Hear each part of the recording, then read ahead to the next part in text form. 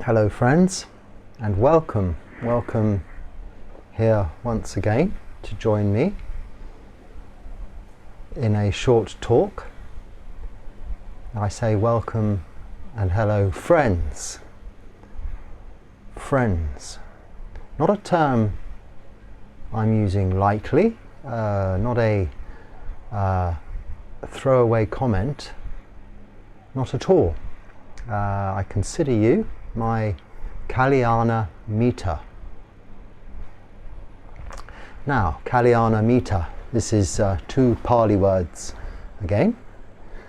Pali language being that of the ancient Indian culture and forms the basis of the Buddha's teachings in the Theravada tradition, from which I am and am practicing in this noble sangha of monks, nuns, and supported by the lay people, Buddhist lay people in Buddhist countries and all around the world. And we form this fourfold assembly, the Buddha called this, which is the bhikkhus, bhikkhunis, whom are the sangha, the upasikas and upasikas, upasika and upasika, which are the male upasika and female upasikas, lay people. Without one part, one ingredient, one of these essential components, we wouldn't have this fourfold assembly, and the structure of this Buddhist sasana, another Pali word meaning the religion, I suppose you could say, as a best translation to describe that word sasana. But this Buddhist sasana, the legacy, the teachings of our teacher, the Buddha, without this four-legged, if you like, four-posted support of monks, nuns, men and ladies, would become unstable.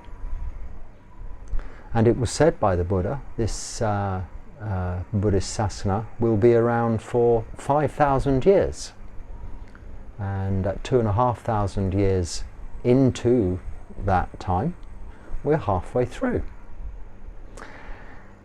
Its levels of popularity, albeit I suppose difficult to measure the further you go back in history, but in this day and age, these kind of statistics are no longer such guesswork, are quite accurate. People's opinions are voiced everywhere, and it gets more and more complicated, doesn't it? But it's easier to ascertain the population of countries, the numbers of male, female, people of age groups. There's a very interesting, and I suggest you look at it, it's called Worldometer. I'm sure most of you have seen this already. I've only seen it, it's one of the few things I occasionally look at, probably once a year, but it's just a very simple website. Well, it's not. I don't think website they go on. You can obviously hyperlink to all kinds of things, but the basic simple page I look at is very simple.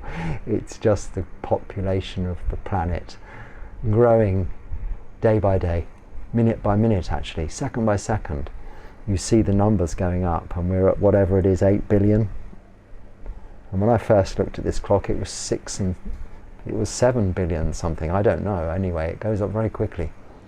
So when we hear of huge disasters, pandemics, and things going on, and you know, sadly, death, as is inevitable, we're born into aging, sickness and death. But we're surprised when 300 people die in a plane crash. And yes, it's tragic.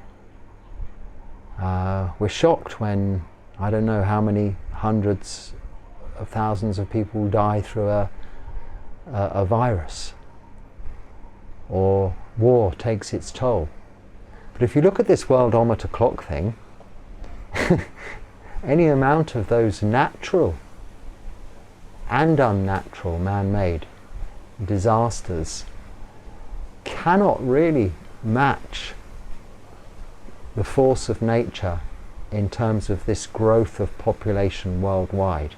You'll see the births are in their tens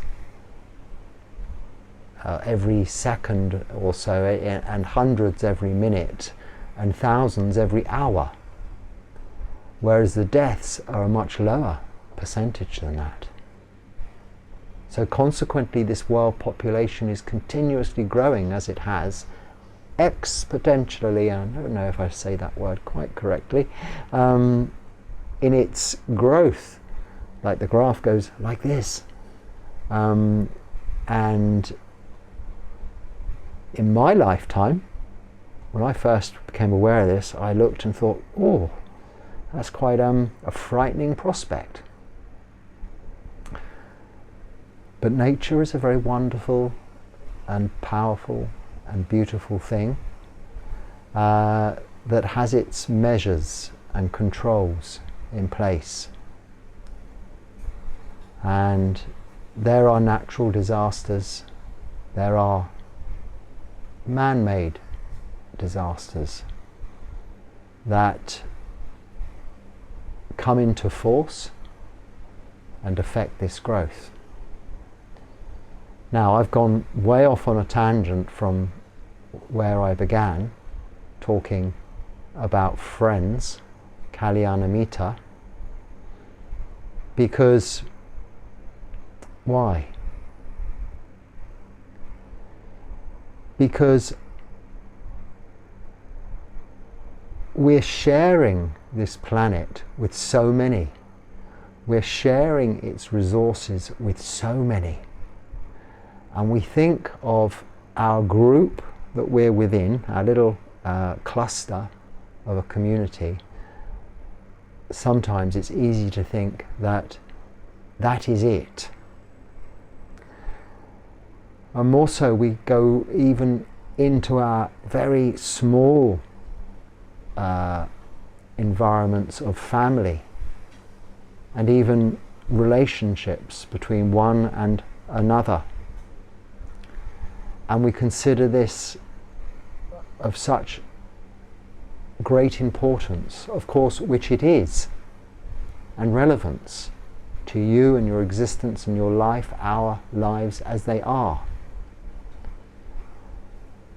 But when you see the whole worldwide picture, so if you were to go out into a satellite and look down at the planet, and you just see light coming from, massive conurbations in cities at night time, shining, and darkness of areas, you'll see this beautiful blue and green planet and clouds, and no hustle and bustle, no noise, no fighting, no disease, no suffering, just beauty floating in a spacious vacuum of nothingness, just black, with various stars and asteroids and bits and bobs floating around, probably most of that these days in that close part, man-made metal, satellites, devices, this and that. But all brought very small and into perspective when considered from that point of view. Now, the Buddha in his teachings never spoke of the beginning and the end of what is it called? In terms of cosmology, the beginning of the universe, the end of the universe, only through his experience of the understanding, through his knowing of his previous lifetimes, that there have been many.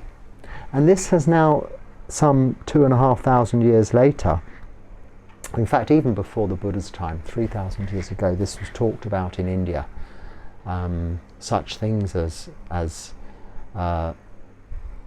we understand through science now, through this knowledge of the creation of the universe through an explosion, and now it's in this expanding period to then one day these universes, they see that they collapse. How do they know this? Because they can look way out there into space and they can see remnants of light and all kinds of very clever stuff to pinpoint how this has happened previously, and therefore we're just in this continual cycle. Now through this Buddha's understanding then of that, he could make this prediction, this statement that this Buddhist religion will be around for 5,000 years. So we are so fortunate, because prior to that 5,000 years, so 2,500 years ago, there is no such thing in history. And who's to say there will be after? The Maitreya Buddha, the next Buddha coming along, as is also predicted, and some of this, bear with me, is cosmological, mythological and unprovable parts of the Buddha's teachings, but fully understandable. Now sometimes I'll say that I'll make comments with regards to things that seem a little out there in that respect, and then on the other hand I'm always saying in this religion there is nothing to believe, nothing to worship. It is simply the truth, that which you can experience and know for yourself. And the four, there's a whole video about this, these achintya, the four non-ponderables. The Buddha would not engage in giving an answer on. And those were the powers of the Buddha, his previous lives, and the beginning and ending of the universe, and one other, which eludes me at the moment. The reason being is because these cannot be proven. They can be explained, but explanation using language is always open for debate. Up for debate, discussion, conversation, conflab. Is that a word? It gets into areas of discussion that are not productive to the development of wholesome mind states and reduction of unwholesome mind states, or more importantly, wisdom, understanding, gaining through experience and understanding, rather than building intellectual knowledge or simply information, bits of data that you continually are trying to put together to find answers. No, the answers are already here, within us, within ourselves. It's there. You already know. You are born, you're suffering, you will age, you will get sick, you will die, and your body is showing you this each and every day. Out there, the universe, nature, and you can use Dharma as two things, the teachings of the Buddha, or the truth, or nature. It's everything. We pay homage to the Buddha, the Dharma, the Sangha.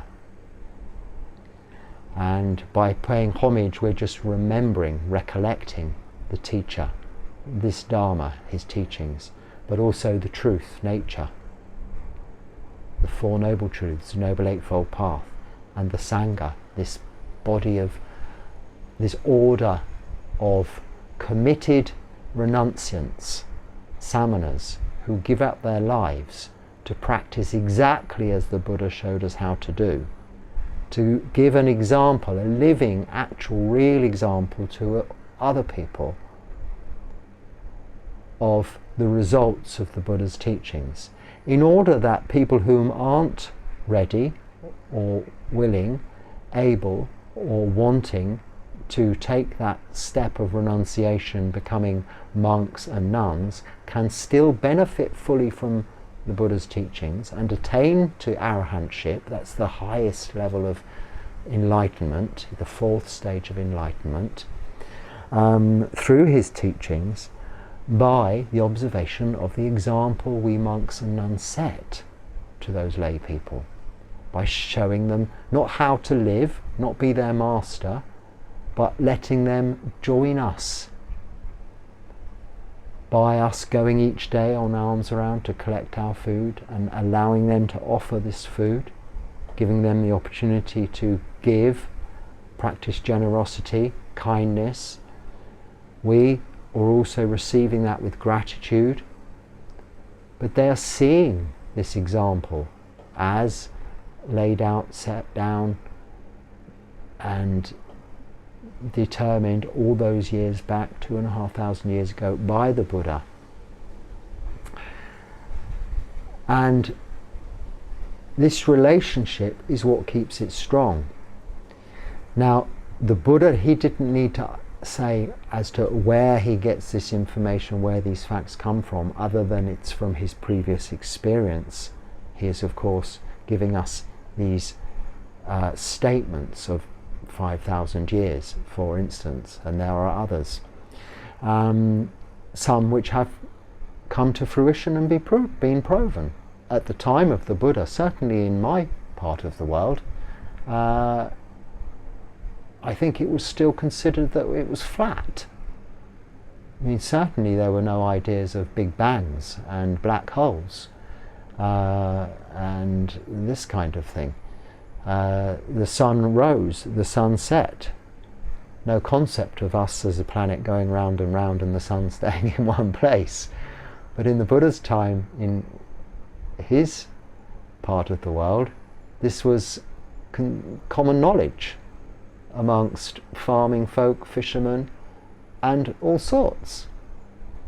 Yet we now, or some people consider the West, as it is called, those parts that have come along later, as being more advanced than some of these other, advanced technologically, socially, in some areas of life, than some of these more ancient cultures.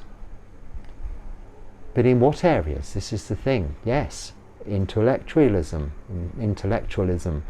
acquisition of knowledge, acquiring bits of data, qualifications, success, money, what we call growth, achievement. There's nothing wrong with these aspirations of success, as long as you understand what they are. Because what is, and what is the truth, is death, aging, sickness and death. As is birth. When you die, these bits of data, they're gone.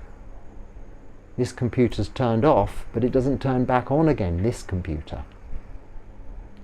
You may go on to be reborn. The consequence of which is this hugely growing number of people on this planet. Now, of course, if every living person was reborn into the human realm, that figure would be impossible. We would have outgrown the planet statistically, but in reality, I should say not statistically, but in reality. But of course we're not all reborn into the human realm. Again, this subject matter came from the Buddha's experience in his teachings, but from his own experience. We don't have to believe, but we can, through his teachings, practice, develop, and establish this understanding for ourselves.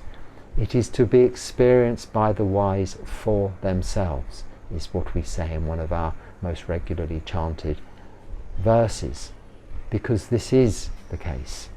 Not to be learnt, not to be figured out, not to be debated. This is the Uposatha, the full moon of July. Ordinarily, this would be the beginning of the Vassa, the 3-month rains period, where all monks stay in one place for that 3 months.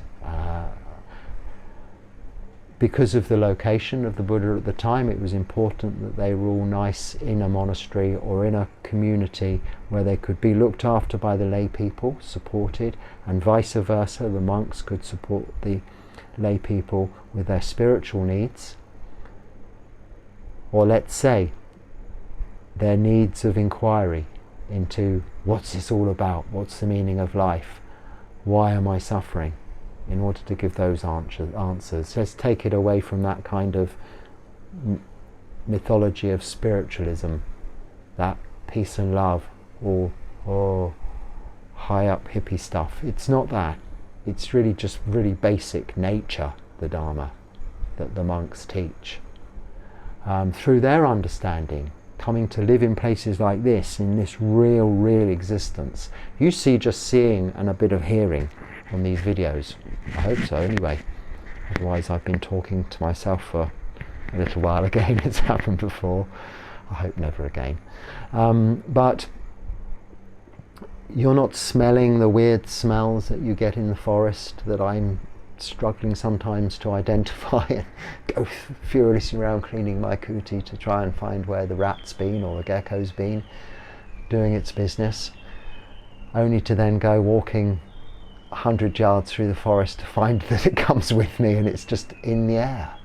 And the beautiful smells. This is the Uposita today. Day before Uposita, the full moon, every 15 days, so also the new moon, the lunar calendar that the monks work by. We shave our heads and our faces and wash our robes. We boil them in this solution of antimicrobial, antiseptic, sounds modern, but it's the old kind of Indian Ayurvedic, well, it's actually Thai,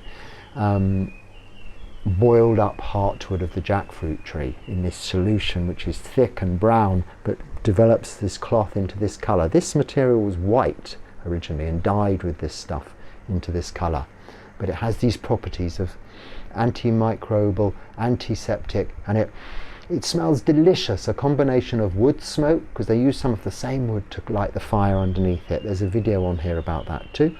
And you put the water in and it all boils up for a day, and then you put this robe in a bucket, and then you just pour this boiling solution into the robe, and soak it for a while. We use a bamboo stick and we squish it very carefully because it could rip easily. We rub the end of the bamboo stick on some stone to make it smooth, and we squish. But this now smells so beautiful. In 14 days it will smell horrible again. It'll be damp from the rain and the forest and the sweat from me. Occasionally I cheat a little and dunk it in a bucket of water and dry it out quickly in the morning. But we have just this one robe, outer robe, and this sangati. I've just been wearing this sangati. It goes over our shoulder like this. It's this kind of exactly the same design, but double thickness. This is our ceremonial robe, but it's also practical on Tudong. We take it with us, use it as a blanket. Or if it's cold, if I went to England, I'd use it as what its purpose is, like an overcoat, an outer robe, a sangati. Bhikkhus get this third robe on their upasampada, higher ordination. I've just been wearing that, even though it's baking hot, because I've been in the temple where, ordinarily speaking, we would be reciting the Patimokkha, 227 bhikkhu rules on this day, as we do every 15 days. But today there was only 3 bhikkhus, my two, I was going to say colleagues then, but brothers, the abbot, and an Ajahn. Ajahn is a bhikkhu of more than 10 years. So Ajahn the abbot, and Ajahn my teacher, official teacher, and myself, just us 3 bhikkhus. There are more mechis, which are the Thai equivalent of nuns now, so they go to the temple, but not for the patimokkha. This is just for the monks. But because there's only 3, you need 4 for the patimokkha recitation, a quorum. So only 3. We have a short thing we say to each other, parisudo, and we say parisudo, which is just a declaration that we are pure. So we trust each other, there's only 3 of us, that if there was a problem between us we would discuss it. Prior to every occasion of this nature, each 15 days, we also, to our senior bhikkhu, confess any of our mistakes, wrongdoings of body, speech and mind, however trivial, and of whatever category. All offences are categorised into specific categories, so there isn't anything that isn't uncovered, which is why there are so many, why the Vinaya, the monastic rules, are so vast. So this is easily done in the lifetime of the Buddha, when it was all written down, or sorry, established and then written down later, and then hasn't changed, because in that lifetime it was sufficient time, 45 years of teaching and establishing of the monastic order, for him to really fine-tune it and get it just right. And we're all human on this planet. We all think the same and do the same, and therefore make the same mistakes. We all think we're completely different, but we're really not. If you ever want to know what someone's thinking, just know they're thinking exactly the same as you, probably. And if it's about something, they'll be thinking about that something just as you would be thinking about that something. And there is your answer. You can take a wild guess about what someone's thinking right now as they're looking at you, as they're talking to you. And you'll probably be correct, because you're basing it on experience, your experience of thinking in this lifetime.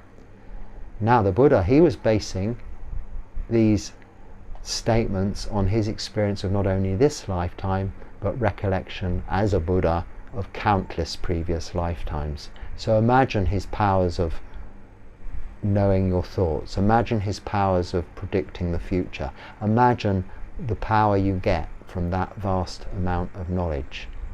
Just take one example of some feat of almost miracle, you could call it. I think it was Beethoven, wasn't it, who at the age of 3 could just play blah blah blah blah blah and compose concertos and this, that and the other. Did he learn that in 3 years? Well, most of the time he was just learning to eat and be alive, so no. But it would take some person ordinarily decades of study and practice to get to this standard that he had attained. Clearly this was attained in a previous lifetime and had slipped through bits of data that hadn't been erased. Not through a physical nature, he was recalling it. It was so powerfully, it made such a powerful impact in a previous life, he was able to recall it, remember. And sati, mindfulness, just means that, remembering, memory. Now, because there's only 3 bhikkhus, nice and cozy, parisudo, and then the nuns were able to join us and we had our normal chanting. And I'm wearing my sangati. And I'm experiencing life here in this sangha. They are my kalyanamita. They are my noble friends. They are the sangha that I've chosen to be with, for their example to hopefully rub off on me, and me to practice and learn to, I say be like them, but I don't mean personality wise, because of course we have different personalities through causes and conditions, but practice as they do in order to hopefully still be, as they are, a monk in this same, maybe it'll be a different bit of cloth then, but these same robes, doing the same thing day in, day out, week in, week out, month in, month out, year in, year out, for a decade, in a decade's time as they are, and then decades and decades to come. Because many monks, and I've been fortunate to meet monks whom have been in this life for many, many decades and had first-hand teachings from them. And it's a wonderful experience. You also are my friends, and that's where I began. Kalyanamitta. There's just this group of 3 friends here, and out there considerably more in terms of YouTube land, but one has to take that as with a big, we call it pinch of salt, one's be realistic. There's probably only a few watching at any point in time, and over time more people watch the videos, but you're not all my great pals, buddies, people we chit-chat to, but many of you do comment regularly. Many of you write to me by email about your progress with this practice and asking me questions about this and that and the other and things. And also through comments, you make very constructive, useful, contributory comments which help give me ideas as to what to talk about in the future, and also to how these talks are received by you, because it's with your support as my Kalyanamitta, as my noble friends. Kalyanamitta, I didn't ever explain to you what it means really. The Pali is for beautiful friends, not because you're all beautiful looking or you're all beautiful people, but beautiful as in like the Dharma, like nature. Nature is beautiful. Some of the most unattractive things in nature, if you look at them analytically, are quite unattractive but very beautiful.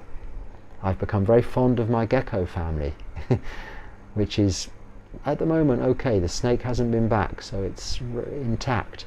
They're very beautiful in their behavior, their mannerisms, their smiley faces, their big eyes. But if you describe this, you'd think, this is some kind of weird alien he's talking about. But beautiful has much more deeper than just aesthetic meanings. And this is the best translation of Kalyanamitta, beautiful friends. But it's usually translated as wise friends, noble friends, friends on the path. Which path? This Noble Eightfold Path. Like-minded people, therefore. People with the same aspirations as you. Not necessarily to become renunciants and give up, but to practice the categories of the Eightfold Path of moral virtue, sila, of meditation, samadhi, and of developing wholesome mind states, reducing unwholesome mind states, panya, or wisdom. Now, if you have friends whom are also doing that, then these are what we call Kalyanamitta. But that's not necessarily going to always be the case. If you're not living in a Buddhist country, if you're not living near a Sangha, near a Buddhist monastery, or you don't know of an organization of a group of, say, practicing Buddhists, you're going to be amongst your family, your friends, your work colleagues, your social contacts. They'll have no understanding of this. And after some time with your own practice, you will find that you will become a little less enthusiastic about some of the conversations you're having, a little bit less excited about some of the things you're doing with those people, even your family. And I do get many inquiries about this. What am I to do about my friend who talks about this all the time and does this all the time and I'm no longer interested, or my family member who still does this? You don't have to do anything about it. You continue with your practice. And you understand that they don't have the benefit of having listened to the Buddha's teachings from reading the suttas, which is the word of the Buddha, and that's something you can do, through reading biographies of monks, which gives you an insight into their practice, or through any other literature, videos, audio things that you can read, look at, listen to help you understand these very, really simple, basic teachings of the Buddha, but can be expanded into all areas of life and therefore become a little more complicated. But without that knowledge, people will continue to behave as they already always have done. Now, it's not for you or for me or for anyone to change that. They in their own time will discover that there's aging, there's sickness and death. They will realize their own bodies are deteriorating. And these are the teachings. This is the teacher, nature. People come to realize everything in their own time. People whom I consider my Kalyanamitta now are also were also my Kalyanamitta in the past, but they're not necessarily people or friends on the path. Now, of course, as you move into a different, slightly different lifestyle, it doesn't have to be dramatically different, more contemplative, and you practice meditation, and you perhaps no longer go to the pub drinking or out socializing at nightclubs, then your circle of friends will reduce. But we can all afford to do that, because real friends you can usually count among very few, even in a huge group of friends. And that few is what's important, and never lose sight of that. And never think because you have changed that you need to change them, or that you need to be dramatically parted from them. One day you will be. They will die or you will die. We will always be parted from our friends and people we love. But one of my friends, whom goes back to my earliest, well, from my college days, I suppose. I don't really have school friends, I don't know. I can only think of the oldest friend I have is a college friend, put it that way. He's been through my life, through difficult times, through good times, and mine his. He's mainly had good times. No, he's had some difficult times, but they were quite difficult, so I couldn't be with him. But anyway, we're good friends, mates, buddies. But he has a very different lifestyle, much like my old lifestyle to me today. But I still consider him a Kalyan, a beautiful friend. He knows that my life's completely different to his. I know his life's completely different to mine. But we've supported each other both in our different paths, without being judgmental or critical of each other's lives. And we've remained good friends. We don't speak often, we don't need to. We don't have to message each other all the time, we don't need to. And then more lately in life I've developed new friendships as I've travelled in all over the world. And I keep in touch with some people, but not so much, because as a monk our lives are such that we are in solitude and conversation isn't that necessary. This medium, this opportunity to talk to you on a regular basis is a great opportunity for me, and also a gift from you, something that I receive with gratitude, to have that opportunity to talk to you about the Dharma. Whether we're talking about the Buddha's teachings specifically, all of these lists that I often refer to, or like today, just casually about life.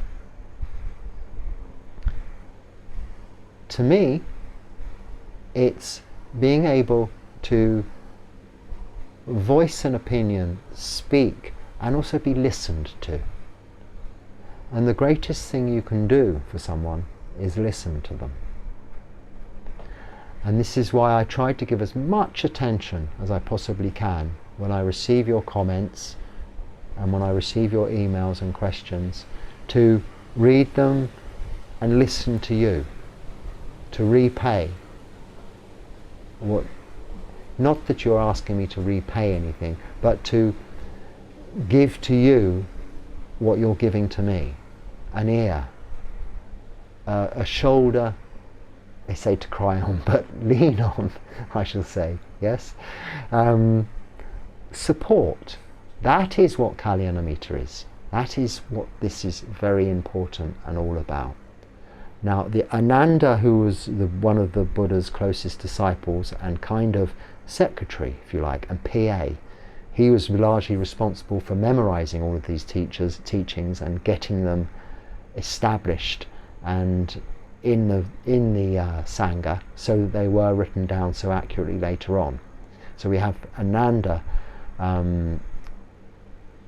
to thank for that, but he was very skilled in that and also appreciative of the importance of the Sangha. And he mentioned this to the Buddha. He said something like, and I can't remember the exact wording, that it is so important, Kalyanamita, so noble friends, wise friends, or friends on the path, is so important to the practice. It's something like at least half of the practice, isn't it, Buddha or Lord, however he addressed him in those times. And the Buddha said, actually no, it is all of the path. It is 100%. I'm getting that all a bit mixed up now because I've been speaking for too long. But he was saying that, yes, literally, this Kalyanamita is the most, or as important. It's as important as, say, Sila, Samadhi and Panya. Why? Because it is Sila, Samadhi, Panya. It's part of the path. It's metta, loving kindness. It's compassion, or karuna, compassion. And it's mudita, joy for others.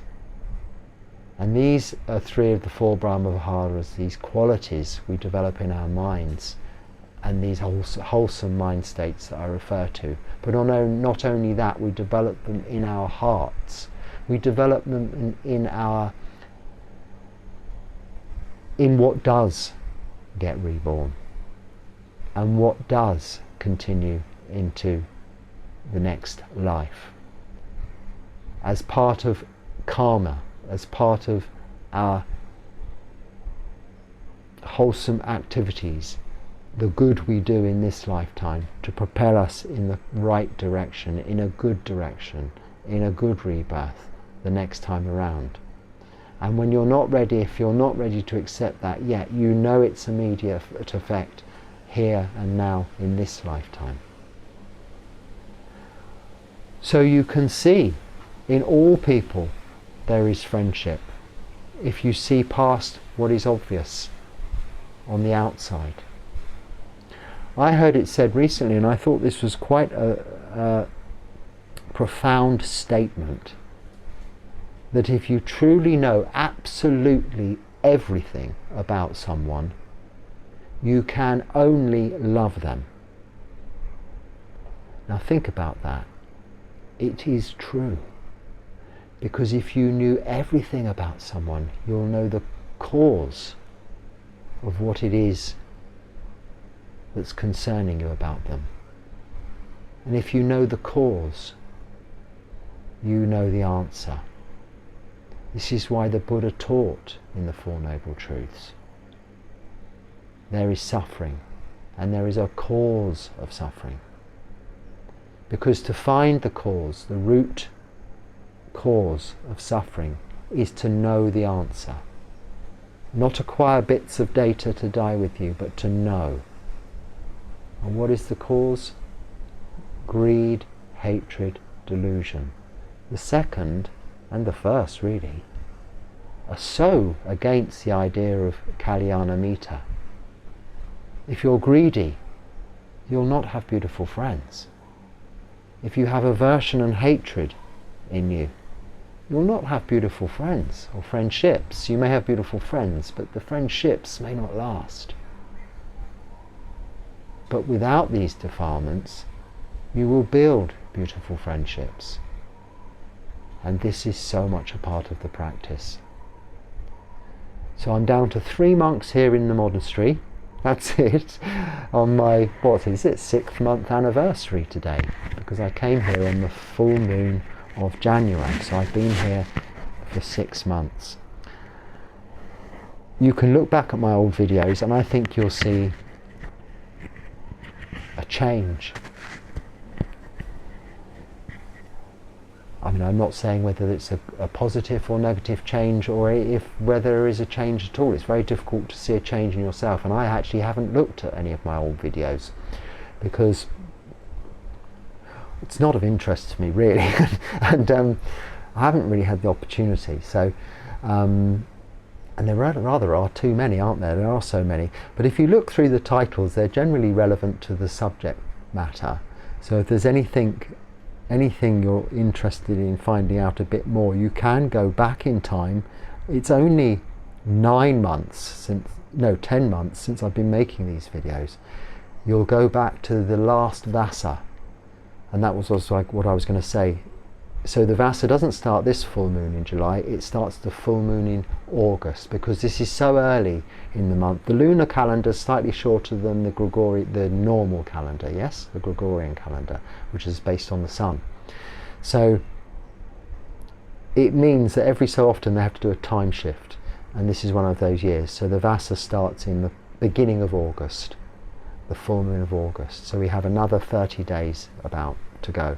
Well, exactly 30 days. Not exactly, because it's 14.5 days some months between moons. Too complicated, and I'm probably running out of time. But nevertheless, the Vasa begins then, and that's when I began making these videos. So there's just 3 bhikkhus here. Hopefully we'll have another 1 or 2 for the Vasa, because we need a quorum for that. I think there need to be 5 actually. But there are all sorts of things we can do if they're not, so that's okay. But there are just 3 bhikkhus here. But according to the subscriptions here, there are 2,500 and counting Kalyanamita there. So I have 3 Kalyanamita here and 2,500 Kalyanamita there. So when I say hello friends, welcome friends, I'm welcoming you, those 2,500 Kalyanamita, or the few hundred or whatever that watch this video, into my home, into this kuti, to join me and discuss with me this practice. We must be wary not to get into too much debate with each other, but more to discuss what we understand the Buddha's teachings to be. Because there's no arguing with the teachings as the Buddha set them out to be. There is, people can argue, people do argue. Let them argue. If you want to succeed in this practice, you practice Sila, Samadhi, Panya. You develop wisdom, which is the knowledge of anicca, dukkha, anatta, impermanence, unsatisfactoriness, and our inability to control stuff, or not self. This is the practice with friends, beautiful friends. So thank you for subscribing, thank you for watching and staying with me over this 10 months, being with me here now. Going forward, I put a guided meditation video on here last Friday evening at 6 o'clock Thai time, and subsequently quite a few people have watched it, so I think it was popular. So I will continue to do that each and every Friday.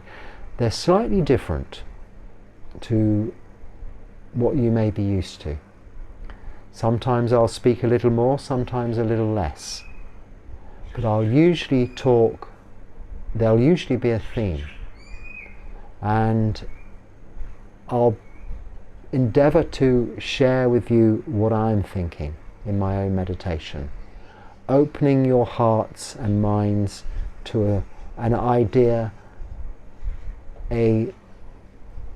let's say a conceptual relationship with the Dharma, opening up an aspect of the Dharma to help settle you in your meditation, not to give you things, food for thought, but to help take away thought by just leaving some basic answers there in place to allow you to set aside thoughts of the past, set aside concerns about the future for the time you sit in meditation and concentrate on the moment here and now. And in the next meditation this coming Friday, I will do the same.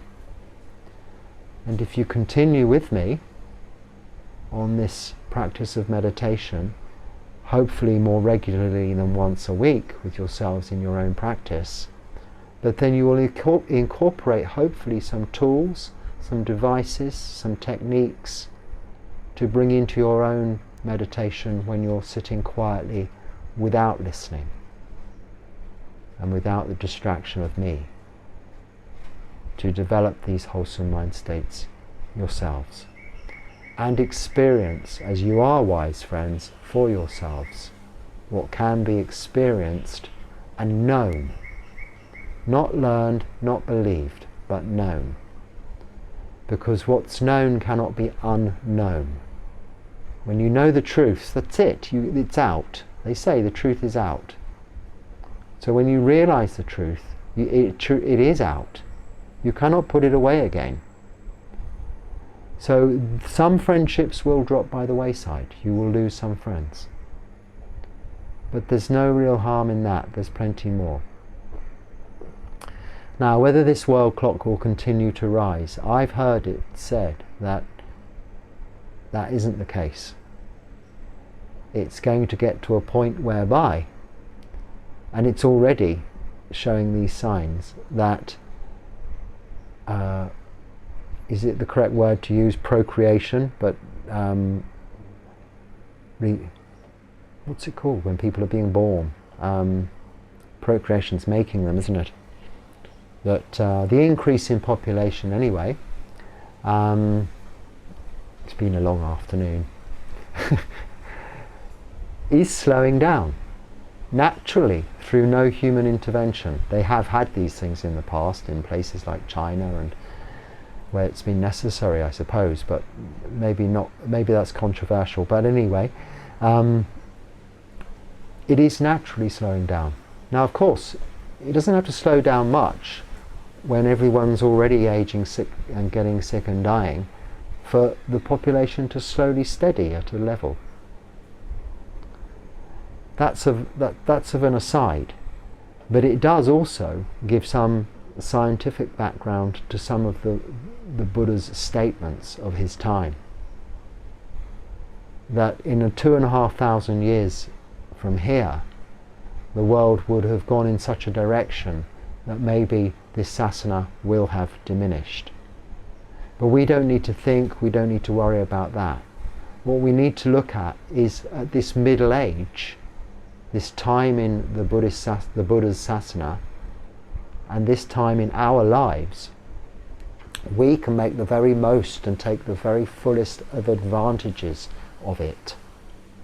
Because it's there, it's middle-aged, it's matured, it's all over the world, it's in every language virtually, it's accessible via all means of devices, and there are still arahants alive today, and new arahants being made for the future, yes, for future generations, and by lay people, of course, because monks can't make anyone, and or nuns, and this is how it continues. And middle-aged, the prime of life, is the best place to be, to enjoy it and experience it and get to know it. So continue with me, please, on this, hate to say it, journey, because it's not a journey. We're not going anywhere. It's here in your hearts. You already are enlightened, you already are awakened, you already have all the answers. You've just been ignoring them to date. But with a little time, a little listening, and a little practice, it will all open up to you and become so clear, so obvious. Vipassana, seeing clearly all that is the Dharma, the truth. And there I must leave it for now, until next time. So hopefully if there's something useful in there, you can please use it. And if you feel so inclined, share it with as many people as you possibly can, whether they be Kalyanamitta or whatever the opposite of that is. If you share it with other people and someone gets a little snippet of something that turns their heads, then maybe they, like you, because if you're not from a Buddhist upbringing, your head has been turned towards Buddhism by something, somewhere, at some time. So you do your bit for Buddhism, for that sasana, by turning someone's head. Just, I don't know how you do it, send a link or something what you do to make them watch even one of the cows or the geckos on this channel, and then they might pick up something else. Or other Dharma channels you find useful. Share them with your friends. They won't get too fed up, and one day they might look. And one day they might subscribe and be like you. So, thank you for watching. Until next time, be happy and stay well.